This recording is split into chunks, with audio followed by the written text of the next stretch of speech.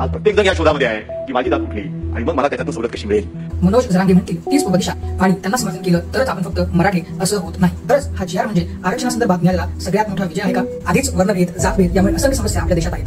त्या कमी करण्यासाठी समाजाला एकत्र आणण्यासाठी ठोस धोरण आखण्याऐवजी जात जातीमध्ये नव्या भिंती उभं करणारे हे प्रकार कुणाच्या फायद्यासाठी आहेत? सामाजिक दृष्ट्या मराठा समाज कधीही मागास नव्हता आणि तो आजही नाहीये. डॉक्टर बाबासाहेब आंबेडकरांनी आरक्षणाची तरतूद ज्या कारणासाठी केली होती त्या कारणान्वये समाजातील वंचित घटकांना समान वागणूक व सन्मान मिळावा हे उद्दिष्ट आज तागायत पूर्ण झालेलं नाहीये. छत्रपती शिवाजी महाराज यांचा फोटो व्यासपीठावर अभिमानाने आपण ठेवला आहे, तो असायलाही हवा. पण ज्या संविधानाच्या आधारे आज आपण आरक्षणासाठी आंदोलन करतोय ते संविधान घडवणाऱ्या बाबासाहेबांचा फोटो या व्यासपीठावर का असू नये? मुळात कुण्या एका जातीमध्ये जन्माला येणं हे आपलं काही कर्तृत्व नाहीये. ही केवळ एक नैसर्गिक आणि बायोलॉजिकल घटना आहे, केवळ एक योगायोग आहे. नमस्कार मित्रांनो, मी श्रीकांत सुपेकर. मित्रांनो, गेल्या 5 दिवसांपासून मुंबईच्या आझाद मैदानावर मनोज जरांगे यांचं मराठा किंबहुना कुणबी आरक्षणासाठीचं आंदोलन सुरू होतं. तसं तर हे आंदोलन ऑगस्ट 2023 पासून सुरू आहे आणि तेव्हापासूनच मनाला पटत नसताना देखील आपण फक्त मराठा आहोत म्हणून या आंदोलनाला समर्थन करायचं की आपला या विषयावरील एक मराठा किंवा त्याहूनही अधिक म्हणजे या देशाचा नागरिक म्हणून आपलं मत व्यक्त करायचं याबाबत संभ्रम होता.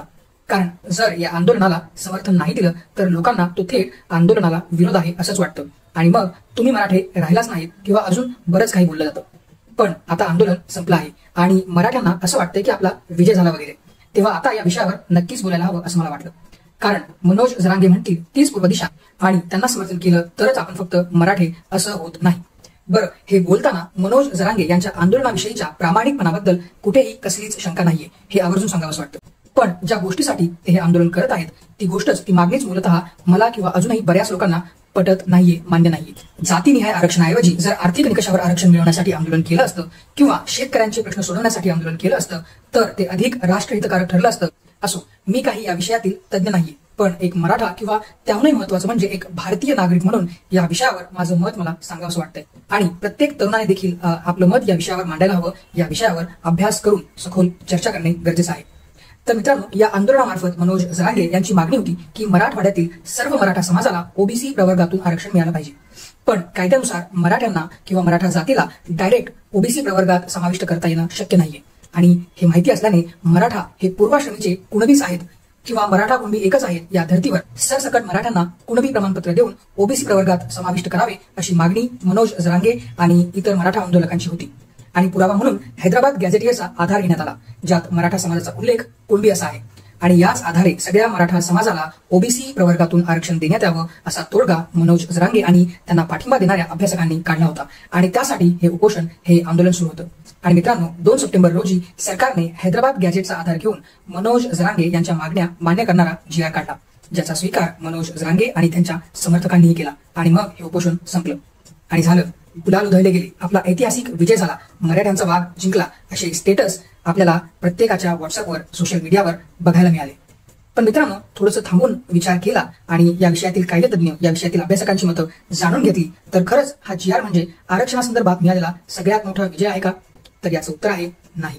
या नवीन GR अनुसार फक्त हैदराबाद गॅझेटियरचा आधार घेऊन मराठा समाजातील ज्या व्यक्ती आपला पुरावा दाखवू शकतील त्यांना कुणबी असल्याचे प्रमाणपत्र मिळू शकेल आणि त्यांच्यासोबतच 1967 पूर्वी ज्या व्यक्तीचे कुणबी दाखले आहेत अशा व्यक्तीने जर दुसऱ्या व्यक्तीला कुणबी आहे म्हणून ॲफिडेव्हिट देण्याची तयारी दर्शवली तर तोही कुणबी होऊ शकतो असा हा GR आहे.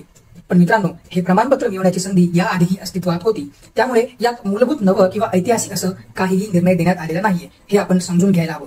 या नवीन GR मुळे इतकं झालं आहे की प्रमाणपत्र मिळवण्याची ही प्रक्रिया थोडी अधिक स्पष्ट आणि तुलनेने सुलभ झाली आहे. मात्र याचा अर्थ असा नाही की संपूर्ण मराठा समाजालाच ओबीसी प्रवर्गातून आरक्षण मिळालं आहे. प्रत्यक्षात सर्व मराठ्यांना ओबीसी प्रवर्गातून आरक्षण मिळणं किंवा ते देणं हे संवैधानिक दृष्ट्या खूप गुंतागुंतीचं आणि जवळजवळ अशक्य आहे. बरं, हा GR म्हणजे काही कायदा नाही, ते अंतिम सत्य नाहीये हेही आपल्याला समजून घ्यायला हवे. राज्य सरकारला हा GR संविधानाला धरून किती योग्य आहे हे न्यायालयात सिद्ध करावं लागणार आहे आणि जरी तो सिद्ध झाला तरीही ओबीसी बांधव या GR विरोधात याचिका नक्कीच दाखल करतील आणि तेही आता मराठा आंदोलनकर्त्यांप्रमाणे मुंबईच्या रस्त्यावर उतरण्याची खूप शक्यता आहे. कारण ओबीसी बांधवांना अशी भीती वाटते की या निर्णयामुळे त्यांच्या वाट्याचं हिसकावून मराठ्यांना दिलं जाणार आहे आणि जरांगे व त्यांच्या समर्थक असलेल्या मराठ्यांना तर ओबीसी या प्रवर्गातूनच आरक्षण हवे आहे आणि यामुळे ओबीसी विरुद्ध मराठा हा वाद सुरू होईल किंबहुना तो आधीच सुरू झालाय आणि तो यापुढे चिघळला जाण्याची शक्यता आहे. तर मित्रांनो, या GR मधून फारसं काही नवं असं हाती लागलेलं नाहीये, पण जातीमध्ये तणाव मात्र सुरू झाला आहे, तो वाढण्याची शक्यता निर्माण झाली आहे. आणि मग हे संपूर्ण चित्र जेव्हा डोळ्यासमोर उभं राहतं तेव्हा मनात एकच प्रश्न ठामपणे उमटतो, हे असं अजून किती दिवस चालणार? आधीच वर्णभेद जातभेद यामुळे असंख्य समस्या आपल्या देशात आहेत, त्या कमी करण्यासाठी समाजाला एकत्र आणण्यासाठी ठोस धोरण आखण्याऐवजी सात जातींमध्ये नव्या भिंती उभं करणारे हे प्रकार कुणाच्या फायद्यासाठी आहेत? आपल्या समाजाचं नुकसान करून पिढ्यापिढ्यांचा संघर्ष निर्माण करून खरंच कुणाचं भलं होणार आहे की हा फक्त राजकीय फायद्यासाठीचा डाव आहे? आणि अशा वेळी मनात आवर्जून आठवतं ते राज्याचे माजी मुख्यमंत्री दिवंगत विलासराव देशमुख यांचं दशकभरापूर्वीचं दूरदृष्टीपूर्ण भाषण. त्यांनी स्पष्ट शब्दात त्या भाषणात सांगितलं होतं की आरक्षण हे जातीनिहाय न देता ते आर्थिक निकषांवर द्यायला हवं, अन्यथा जातीमधला हा संघर्ष कधीच थांबणार नाही. आज रिझर्वेशनची चर्चा मुंडे साहेब आपण केली, पुन्हा समाजाला द्यावं देऊ नये याबद्दल आपला विरोध नाही आहे. परंतु जेव्हा एक जाती निहाय रिझर्वेशन देण्याचा जेव्हा प्रश्न येतो तेव्हा हा संघर्ष हा सतत भविष्यामध्ये सुद्धा राहणारच.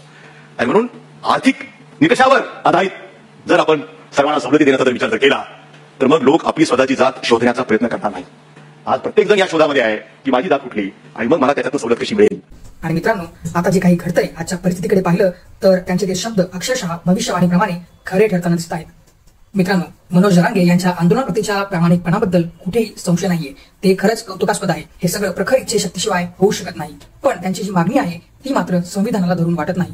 किंबहुना ती असली तरी खऱ्या अर्थाने ओबीसी प्रवर्गातून आरक्षणाची गरज मला तरी वाटत नाही. आज मराठा समाजाला आर्थिक आणि शैक्षणिक दृष्ट्या सवलतींची गरज आहे. सामाजिक दृष्ट्या मराठा समाज कधीही मागास नव्हता आणि तो आजही नाहीये. पण जर हे सिद्ध करायचं असेल तर ते करताही येईल, तो मात्र वेगळा विषय. असो, तर परिस्थिती अशी आहे की आज एक मराठा कितीही गरीब असला तरी तो गावात पाटील म्हणूनच ओळखला जातो. त्याला पाटील म्हणून मिरवायला आवडतं. कितीही गरीब असला तरी मराठा समाजाला गाव कोसाबाहेर कधीच वागवले गेले नाही किंवा त्यांना एका वेगळ्या पंक्तीत कधीच बसवले गेले नाही. हीन भावनेने त्यांना कधीही पाहिलं गेलं नाही.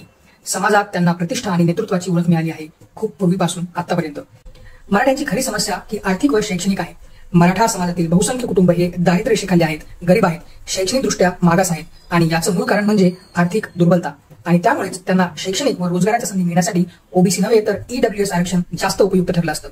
केंद्रात ईडब्ल्यूएस अजूनही उपयुक्त आहे, पण एससीबीसी लागू झाल्यापासून राज्यात मराठ्यांना ईडब्ल्यूएसच्या सुविधा आणि त्याचा सोयींचा लाभ घेता येत नाही. आपण खरं तर त्यासाठीच आंदोलन करायला हवं होतं. ईडब्ल्यूएस थेट आर्थिक निकषावर आधारित आहे आणि त्यामुळेच ईडब्ल्यूएस आरक्षणात जात महत्वाची नाही तर कुटुंबाचं वार्षिक उत्पन्न, मालमत्तेची मर्यादा ही महत्वाची ठरते. आणि त्यामुळेच ज्या कुणाला याची गरज आहे अशा सर्वांना, सगळ्या गरीब कुटुंबांना यातून थेट फायदा होतो. त्यासोबतच या ईडब्ल्यूएस आरक्षणाचे संविधानिक अर्थही फार कमी होते. मराठ्यांना ओबीसी आरक्षण देण्याचा प्रयत्न प्रत्येक सरकारने केला आहे, पण तो न्यायालयात अडकतो कारण सामाजिक मागासलेपण सिद्ध करणं फार कठीण आहे. याउलट ईडब्ल्यूएस हा आधीच संविधान मान्य प्राप्त मार्ग आहे आणि तो थेट जनरल कॅटेगरीमधील आर्थिक दृष्ट्या दुर्बल घटकांना लागू होतो. त्यामुळे जर मराठा समाजाने ओबीसीच्या मागणीऐवजी ईडब्ल्यूएस या प्रवर्गातील सवलतींच्या मागणीवर जर भर दिला असता किंवा तत्सम एखादी दुसरी कुठली मागणी केली असती जी आर्थिक निकषावर आधारित आहे तर हा मार्ग संविधानिक, सोपा आणि शाश्वत असा ठरला असता. आरक्षण हे आर्थिक निकषांवर द्यायला हवं याची खरी गरज यासाठी आहे कारण आज प्रत्येक प्रवर्गात, मग तो ओबीसी असो किंवा जनरल, श्रीमंत आणि गरीब असे दोन्ही स्तर अस्तित्वात आहेत. आरक्षणाचा खरा हेतू हा दुर्बल घटकांना उभं करण्याचा आहे, आधीच सक्षम झालेल्यांना आणखी सवलती देण्यासाठी नाही. त्यामुळेच ओबीसी प्रवर्गात क्रीम लेअर ही संकल्पना आहे. याचा अर्थ जी कुटुंब आर्थिक आणि सामाजिक दृष्ट्या सक्षम आहेत, ज्या कुटुंबाचं वार्षिक उत्पन्न हे 8 लाखांपेक्षा जास्त आहे, त्यांनी या आरक्षणाचा लाभ घेऊ नये असं या कायद्यामध्ये आहे. ज्यांच्याकडे पैसा आहे, शिक्षण आहे, संधी आहेत, त्यांनी आरक्षणाच्या नावाखाली अजून जास्त सवलती मिळवणं हे खऱ्या अर्थाने समाजातील वंचित घटकांना लुटण्यासारखंच आहे. पण प्रत्यक्षात खरंच यात प्रामाणिकपणा दाखवला जातो का?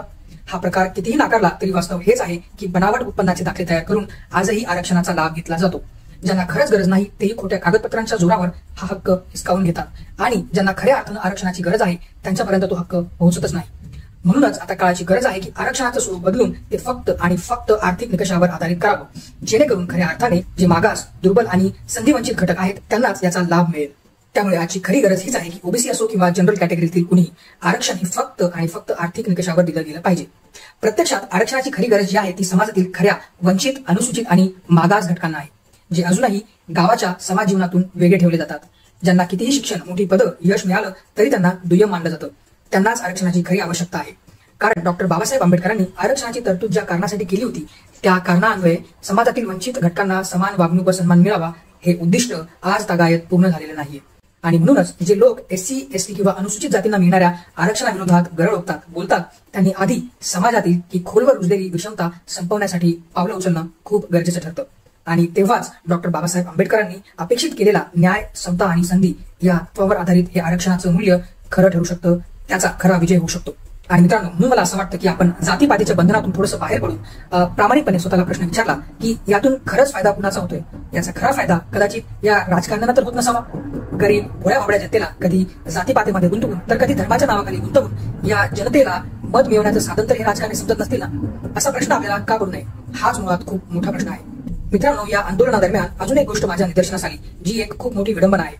ज्या डॉक्टर बाबासाहेब आंबेडकरांनी आरक्षणाची तरतूद आपल्या देशाच्या संविधानात केली होती, त्या डॉक्टर बाबासाहेब आंबेडकरांबद्दल मनोज जरांगे किंवा इतर मराठा आंदोलक किती वेळा आपल्याला बोलताना दिसले. त्यांचा कितीदा जय जयकार त्यांनी केला, कितीदा त्यांचे आभार त्यांनी मानले. छत्रपती शिवाजी महाराज यांचा फोटो व्यासपीठावर अभिमानाने आपण ठेवला आहे, तो असायलाही हवा. पण ज्या संविधानाच्या आधारे आज आपण आरक्षणासाठी आंदोलन करतोय, ते संविधान घडवणाऱ्या बाबासाहेबांचा फोटो या व्यासपीठावर का असू नये. शिवाजी महाराज असोत किंवा डॉक्टर बाबासाहेब आंबेडकर, ते कुठल्याही एका जातीचे नव्हते. त्यांनी कार्य केलं ते फक्त आणि फक्त राष्ट्रहितासाठी, कुठल्या एका विशिष्ट जातीसाठी नव्हे. आणि म्हणूनच ते आज खऱ्या अर्थाने थोर ठरले जातात आणि पूजनीय आहेत. मित्रांनो, प्रत्येकालाच स्वतःच्या जातीचा अभिमान असतो. कोणी सुनाला इतरांपेक्षा कमी समजत नाही. पण मुळात कुण्या एका जातीमध्ये जन्माला येणं हे आपलं काही कर्तृत्व नाहीये. ती केवळ एक नैसर्गिक आणि बायोलॉजिकल घटना आहे. तो केवळ एक योगायोग आहे. खरा अभिमान आपल्याला आपल्या देशाचा, समाजाचा आणि संस्कृतीचा असायला हवा. पण तरीही आपली जी मुलं आहेत, मग ती आपली जात असो, आपला धर्म असो किंवा आपलं गाव, आपला देश असो, त्याबद्दल आपल्याला हा अभिमान असतोच. तो असायला हरकत देखील नाही. पण या अभिमानाचं रूपांतर अहंकारात होऊ नये. आम्हीच श्रेष्ठ आणि बाकी सगळे क्षुल्लक, दुय्यम हे होता कामा नये. आपल्यामध्ये समतेची भावना रुजायला हवी. आणि तेव्हाच आपण एक राष्ट्र म्हणून खऱ्या अर्थाने प्रगती करू शकतो. तेव्हाच आपण बेरोजगारी, महागाई, शेतकऱ्यांच्या आत्महत्या आणि रस्ते, शिक्षण, समाजातील दुर्बल घटकांचं सबलीकरण यासारख्या असंख्य खऱ्या अर्थाने महत्वाच्या प्रश्नावर सरकारला जाब विचारू शकतो, त्यांना वेठीस धरू शकतो. अन्यथा 1950 मध्ये घटनेत आरक्षणाची तरतूद करण्यात आल्यानंतर आज तब्बल 75 वर्षानंतर देखील एका विशिष्ट जातीला आरक्षणाची गरज भासायला का हवी, हा खूप मोठा प्रश्न आहे. याचा विचार आपण सर्वांनी करण्याची आज गरज आहे.